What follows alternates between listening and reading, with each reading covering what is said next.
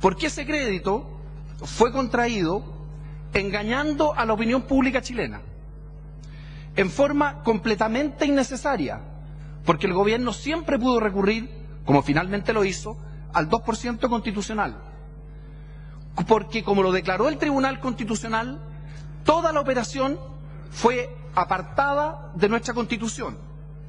Y por último, porque ese crédito se contrajo en términos altamente gravosos para el interés de los chilenos, como ha preguntado aquí recién el senador Navarro. Señor presidente, cuando el ministro Cortázar negoció el crédito con el BID, sostuvo públicamente una y otra vez que se trataba de un crédito entre privados. Ahí están las entrevistas en los diversos medios de comunicación.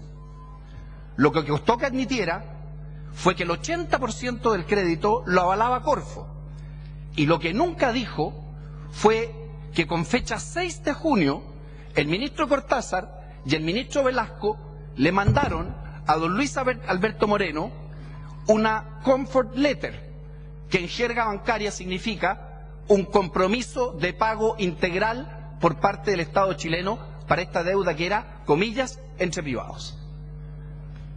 Me habría encantado que alguna vez a un pequeño empresario del transporte el gobierno lo respaldara de esa manera.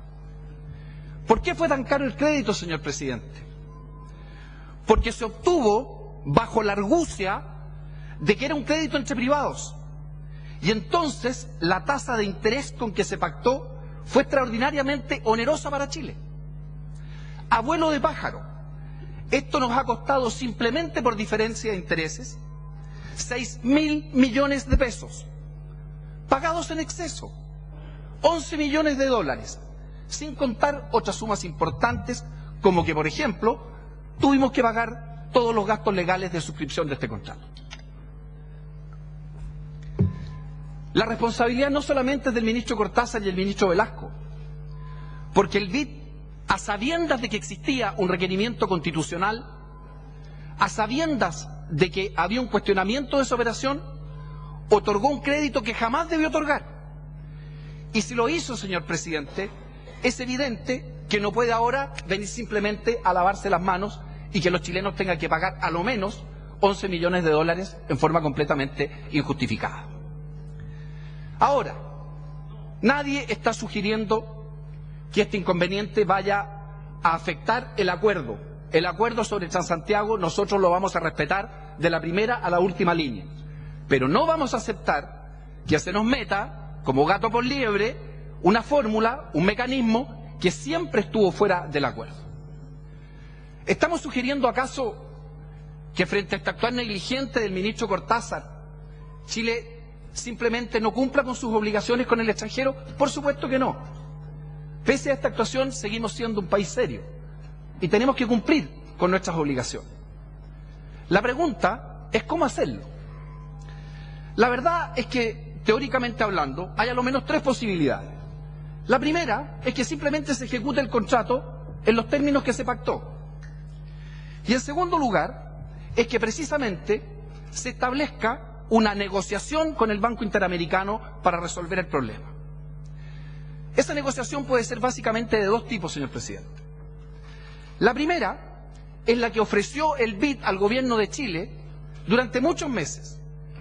Novar la obligación, lo que permite negociar intereses distintos hacia el futuro, imputar, por ejemplo, intereses pagados al capital y múltiples otras formas adicionales que permitirían a los chilenos en parte resarcirse de lo que, gracias a la gestión del ministro Cortázar y el ministro Velasco, nos está costando la cantidad que estoy señalando. En créditos de esta naturaleza, y ambos lo saben perfectamente bien, esta es una negociación perfectamente habitual. Se hace a cada rato. Bastaría revisar simplemente la cartera de créditos del BID para saber cuántos se han renegociado o cuántos no se han renegociado en Chile y en otros países en relación con la fórmula que estoy proponiendo. Hay un segundo mecanismo, señor presidente, que es simplemente ir y pagar al contado, como en definitiva pretende el proyecto. Pero en este caso también hay un enorme espacio para negociar. Por ejemplo, la actual estructura del crédito es a 16 años con 3 años de gracia. Pero estos créditos tienen complejidades. Por ejemplo, Chile pagó $4 millones al principio en lo que se llama un front and end fee. Básicamente un 1% que a uno le cobran simplemente por pasarle la plata. Pues bien, pues señor presidente, solamente nos pasaron $288 millones, de manera que antes de sentarnos a conversar tenemos ahorrado $1.200.000 por lo menos para resarcirnos de la negociación tan negligente que el ministro Cortázar llevó adelante. Hay un 0,25 por otras materias, pero obviamente nadie está pretendiendo, como alguien señaló por acá, que el BID devuelva lo que en definitiva ya prestó o que en definitiva lo que se ya pagó se revierta. Pero hay un enorme espacio para buscar una solución. ¿Pero qué es lo que ocurre, señor presidente? Ocurre algo muy simple. Que el señor ministro Cortázar y el señor ministro Velasco saben que actuaron a espaldas de la opinión pública, en forma inconstitucional, porque así lo ha decretado el máximo tribunal de la República. Entonces lo que quieren es simplemente ahorrarse problemas. Señor ministro Cortázar, déjeme decírselo directamente.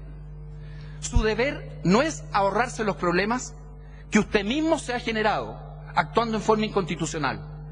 Su deber es ahorrarle la plata a los chilenos que su actuar ilegal, negligente e inconstitucional ha generado.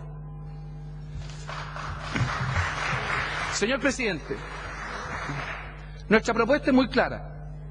Nosotros vamos a rechazar la indicación que está en el artículo primero transitorio sin perjuicio de pedir una división. Y simplemente le pedimos al gobierno que reabra con el Banco Interamericano del Desarrollo las negociaciones que se requieren. Yo se los he hecho presente a ambos en distintas oportunidades. Tuve la suerte, señor presidente, de trabajar en el Banco Interamericano de Desarrollo. Conozco más o menos la cultura de esa institución. Y yo le puedo decir a ambos ministros que si ellos reabren esta negociación con el respaldo político de gobierno y oposición que le exige al BID que no usufructe en definitiva de un crédito que tiene intereses que jamás debieron concederse, perfectamente podemos ahorrar una parte muy significativa de recursos. Quiero hacer presente además, señor presidente, en términos generales, dos aspectos que todo este desastre del Transantiago han traído consigo. El primero lo señaló hace bastante tiempo el senador Escalona. Él dijo que nadie había visto el tremendo daño social que significaba la puesta en marcha de este engendro, porque de alguna manera había inducido a romper una cultura chilena particularmente arraigada, que era pagar siempre por las cosas, y que eso iba a costar recuperarlo. Y el senador Escalona tuvo toda la razón. Pero la segunda consecuencia inadvertida, señor presidente, es aquella a la que usted en varias oportunidades ha mencionado. El señor presidente del Senado en diversas oportunidades ha dicho que en esta danza de millones de pronto se pierde el sentido de las proporciones. Y yo escuchaba gente que me dice, pero Andrés, senador Alamán, ¿qué tanto problema? Si estamos votando miles de millones a la calle, ¿qué importan 11 millones de dólares más? Pregúntenle a la gente que está en las tribunas si da lo mismo 11 millones de dólares más o menos. Y tan importante, señor presidente, es esta pérdida del sentido de la importancia de las magnitudes, que hasta ahora en todas las intervenciones nadie ha reparado en un pequeño detalle de cómo cambia el proyecto que trae el señor Cortázar a este Senado con el que estamos aprobando hoy día. Fíjese, señor presidente, que cuando el señor Cortázar, el ministro Cortázar, trajo este proyecto aprobado en la Cámara, sostenía que el subsidio permanente tenía que ser de 359 millones de dólares anuales. ¿Sabe lo que dice la indicación sustitutiva? Que ahora vamos a necesitar 418 millones de dólares. El señor Cortázar, que prometió que si no arreglaba en diciembre del 2007 el Transantiago renunciaba, después de 2 años trajo un proyecto de ley donde, fuera de vanagloriarse del subsidio permanente, lo calculó pésimamente mal.